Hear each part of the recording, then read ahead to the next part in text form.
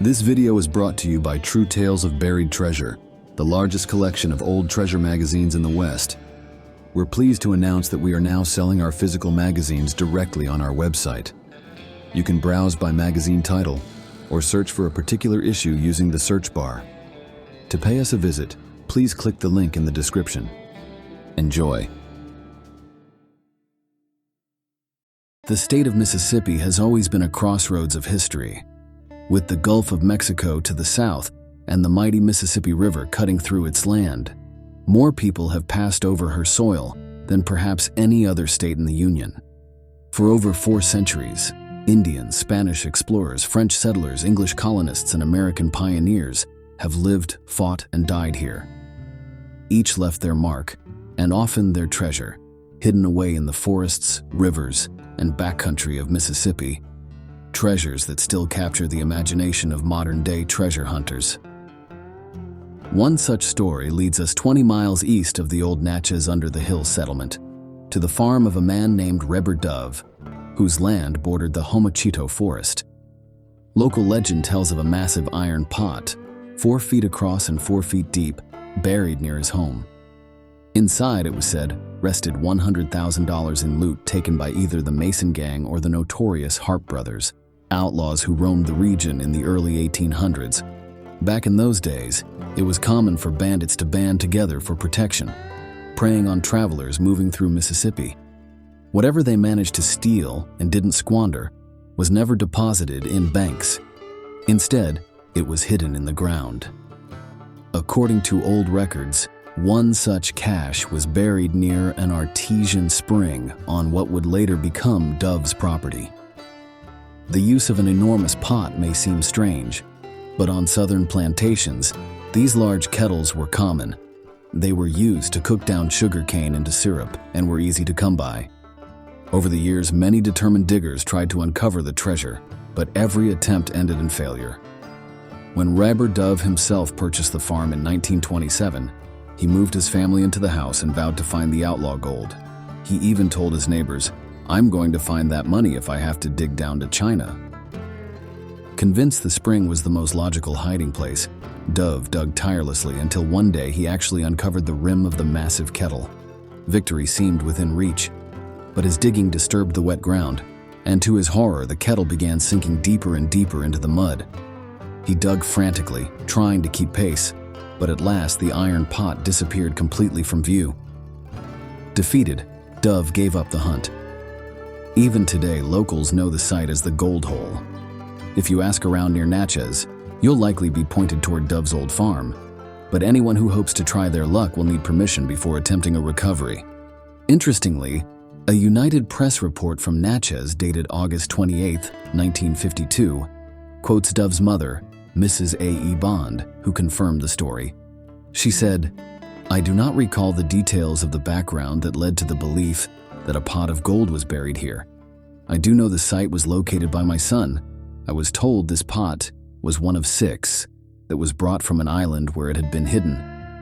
The article also mentioned that the first clue came from old papers discovered in an attic in Meadville, the county seat of Franklin County. Another version of the tale claimed the gold was buried by a crewman of the famous pirate Jean Lafitte. Although Mississippi is not generally known for large deposits of precious metals, gold and silver have indeed been discovered within its borders. In 1857, reports were made to the state geologist describing small grains of gold, often mixed with copper, and nearly pure grains of silver found along the low bank of a creek. The report did not reveal the exact location, but it shows that treasure hunters searching Mississippi soil may indeed stumble across more than just outlaw loot. For those seriously interested, the Mississippi Department of Geology in Jackson has long encouraged researchers to learn more about the state's little-known mineral finds. The Civil War left Mississippi scarred in many ways, but it also left behind legends of hidden caches. One of the most enduring stories comes from the Battle of Bryce's Crossroads, fought on June 10, 1864. During the heat of the fighting, a Union paymaster named George Bain was driving a supply wagon west of the Tishomingo Creek Bridge in Prentiss County. Fearing that the Confederate forces would overrun the wagon and seize its precious cargo, Bain acted quickly. He grabbed 2 saddlebags filled with gold and silver coins, slipped into the nearby woods, and with nothing more than his knife, dug a shallow hole. There he buried the bags before hurrying back to his wagon. The retreat that followed was brutal. Confederate cavalry pursued the Federal soldiers all the way back toward Memphis, and in one of the skirmishes, Bain was gravely wounded. He survived, but at a terrible cost, losing both an arm and a leg. He returned to his home in Rome, New York, where he spent years in recovery. But the memory of his hidden treasure never left him. In May of 1871, a crippled man arrived at Fred Cole's general store near Bryce's Crossroads.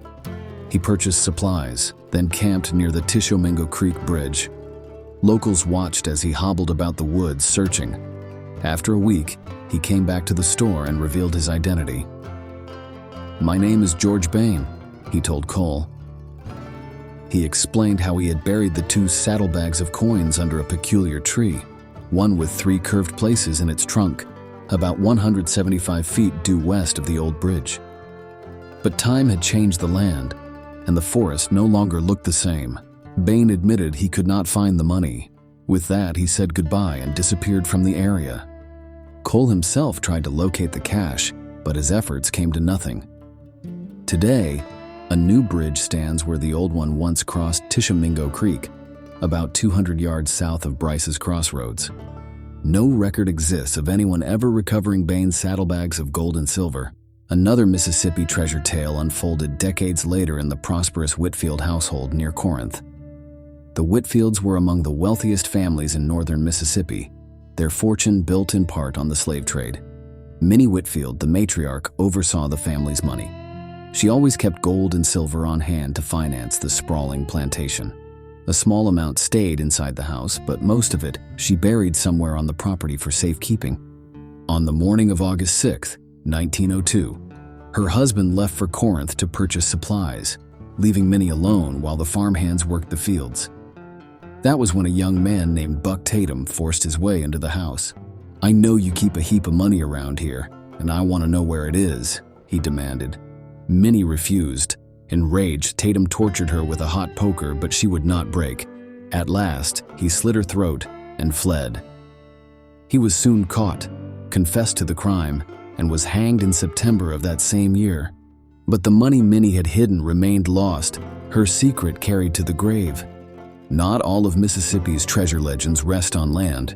Some lie beneath the waters of the Mississippi River itself. On September 13, 1850, the sternwheeler Drennan White left New Orleans bound upriver with a valuable consignment of goods. Among its cargo was $100,000 in gold coins, locked in the captain's safe. The voyage was uneventful until the vessel reached a spot just a few miles north of Natchez. There, disaster struck. The Drennan White either ran aground or struck an unknown obstacle and sank into the river's depths. 3 decades later, in 1881, a man named Ansel Fortune claimed to have found the sunken treasure. After years of digging into the wreck, he uncovered the very chest that held the gold. But the prize was more than he could carry alone. Fortune left to fetch help, only to fall on the way and break his leg. By the time he recovered, the cavity he had dug into the wreck had collapsed, filling with mud and river debris. Fortune later told his family about the chest but never revealed the exact location. In failing health, he one day walked back to the site and, in a final act of despair, or perhaps madness, threw himself into the Mississippi and drowned. His family eventually sold the property and left the region. The site of his farm lay about 15 miles south of Natchez, just west of what is now Highway 61. Old courthouse records and the Natchez City Library may still hold the clues to where Fortune once dug, and perhaps where the Drennan White's gold still lies beneath the river's mud. Not all of Mississippi's treasures came from war or riverboats. Some were the work of organized outlaw gangs, none more infamous than that of James Copeland. Born near Pascagoula on January 18, 1823, Copeland began his criminal career early, stealing hogs as a boy. By 1845, he commanded a gang of over 50 men. They were a lawless mix of horse thieves, counterfeiters, and river pirates, who spread fear and destruction from Mobile across Mississippi, Florida, Texas, and as far north as Cincinnati and St. Louis. To stay ahead of the law, the Copeland gang developed its own code and system of communication. During their reign, the gang made a number of hidden caches in southern Mississippi. Some of the most frequently mentioned sites include a section corner between Octebie and Sawashee Creeks, near the old settlement of Arundel Springs, south of Meridian, a brass cannon filled with gold coins reportedly buried near Black Creek by Brooklyn, in Forest County, an earthen jar of gold hidden in a ravine near Purvis in Lamar County, a cache of gold along Wolf River in Harrison County said to be marked on a map, treasure near White Harbor between Pass Christian and Long Beach, and also near the old Edgewater Hotel site between Gulfport and Biloxi, gold coins buried in a glass container along Red Creek near Perkinston in Stone County, a copper vessel of loot near the East Pearl River, southwest of Picayune in Pearl River County. The choice of burial sites was deliberate. Copeland's men were mostly illiterate, but section landlines from government surveys were clearly marked and easy to find. Eventually, Copeland's crimes caught up with him. He was arrested for the murder of a man named James A. Harvey, tried in Perry County, and sentenced to hang. On October 20th, 1857, James Copeland was executed. Before his death, he confessed to a long list of crimes and even revealed one of his hidden hoards. The gold is buried in the western section of Hancock County, near Pearl River, he admitted. Skeptics might dismiss such stories, but history has proven otherwise. At least 3 caches tied to Copeland's gang have been recovered. In 1867, a sharecropper unearthed a crock of coins near Meridian. In 1884, a farmer named King plowed up another pot of coins in the same area. And in 1964, timber cutters stumbled upon a clay pot of gold coins in Red Creek, near Jackson. These finds suggest the other caches may also be real, waiting for a modern treasure hunter with patience and the right equipment. Considering the kind of shipments railroads carried in those days, the value of Copeland's buried gold could be considerable. Treasure tales in Mississippi didn't end with the Copeland gang. In fact, some continued well into the 20th century. On April 29, 1909, 3 armed men boarded a train at Taylor, Mississippi. Their target, a shipment of gold. Once the train was a few miles out of town, they forced the engineer to stop. "We want the strong box," they told him. After taking it, they carried the heavy chest to a bridge a few miles north of Water Valley and buried it on the south side of the road, about 70 yards west of the bridge. The plan was to lay low in Arkansas until the heat died down, but word of the robbery spread quickly, and a posse soon caught up with them. In the ensuing gunfight, 2 bandits, Charlie Bowman and Robert Tyson, were killed. The third, James Cartwright, was captured and sentenced to 20 years in prison. Cartwright kept silent about the treasure during his time behind bars, but 12 years into his sentence, suffering from tuberculosis and facing death, he summoned his brother Robert. The dying outlaw confessed, "We buried the box under some rocks and dirt, about 70 yards west of the old railroad bridge."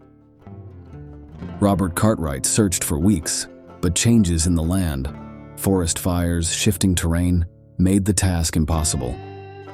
The strongbox was never recovered. To this day, treasure seekers still speculate about the cache lying in the woods north of Water Valley, waiting for someone with persistence to uncover it. Another legend comes from a small village that no longer exists, Bay Springs, which flourished between 1879 and 1890. Located on Max Creek, about 5 miles west of Dennis, Bay Springs was once a bustling little settlement.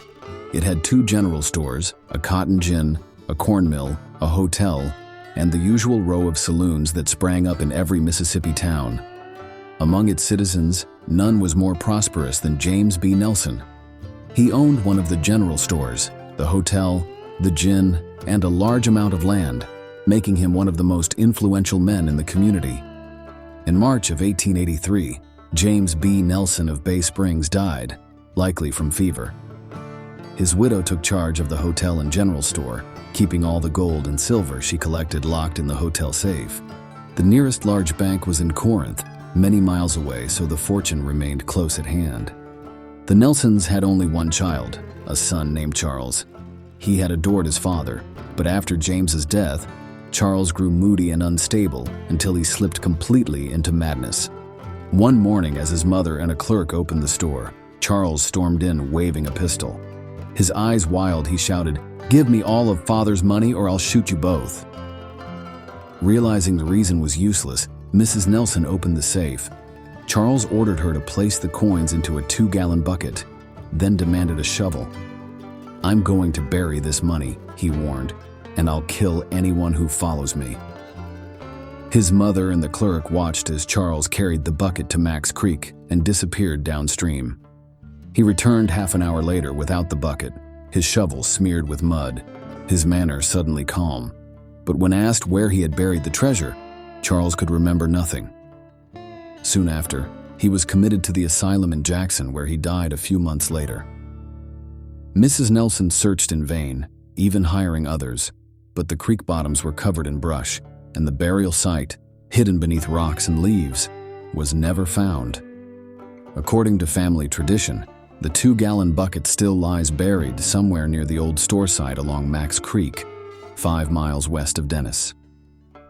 Stories like this aren't unique to Mississippi. Across the United States, gangster caches and outlaw treasures have been hidden away, often well documented in police files and newspapers. Many were concealed not centuries ago but within living memory. One such case is tied to Raymond Hamilton, a Depression-era outlaw who once rode with Clyde Barrow and Bonnie Parker. In 1932, Hamilton was captured after a string of robberies and sentenced to 263 years in prison. But his story didn't end there. He escaped, killed a guard, and launched his own spree. In April 1934, Hamilton and an accomplice robbed the First National Bank in Louisville, Texas, but were caught hours later. Even then, he slipped custody again, breaking out in July of that same year. In February 1935, he and his brother raided a National Guard armory in Beaumont, stealing machine guns and thousands of rounds of ammunition. Soon after, Hamilton turned up in Mississippi. Alongside another bandit, he robbed the Bank of Blountville in Prentiss, escaping with $1,100. The pair fled to a hideout in the nearby hills, where they are believed to have cached not only that money, but loot from earlier holdups. A posse nearly caught them north of Prentiss, but Hamilton escaped once again. His luck finally ran out weeks later when he was arrested in Texas, disguised as a tramp. Convicted and sentenced to death for murder, he was executed on May 10, 1935. To this day, the hidden loot from his Mississippi hideout has never been recovered. Another tale comes from Marshall County.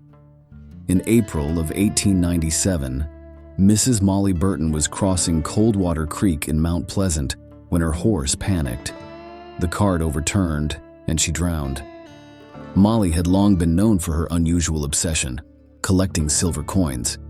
Every week she buried part of her wealth on her plantation, telling her brother Hugh Burton more than once that she had several $1,000s in silver hidden near her home. When she died, the location of her caches died with her. Somewhere around the ruins of the old Burton place, across the road from the Mount, Pleasant High School, lie multiple hoards of silver coins. Collector's items even when they were first buried more than 80 years ago. From outlaw gangs like Copeland's to Civil War paymasters, from steamboats to bank robbers, from plantation matriarchs to Depression-era gunmen, the state of Mississippi is laced with stories of treasure lost and waiting. Some caches have been unearthed, proving the legends are not just fantasy, but many more remain hidden. Kettles of gold, saddlebags of silver, buckets of coins, and strong boxes of outlaw loot. Perhaps the next determined treasure hunter, armed with research, persistence, and a metal detector, will be the one to uncover these forgotten fortunes beneath Mississippi's soil and waters. Thanks for watching. If you'd like to read the original article or purchase the magazine from which it was taken, please check out our website, truetalesofburiedtreasure.com.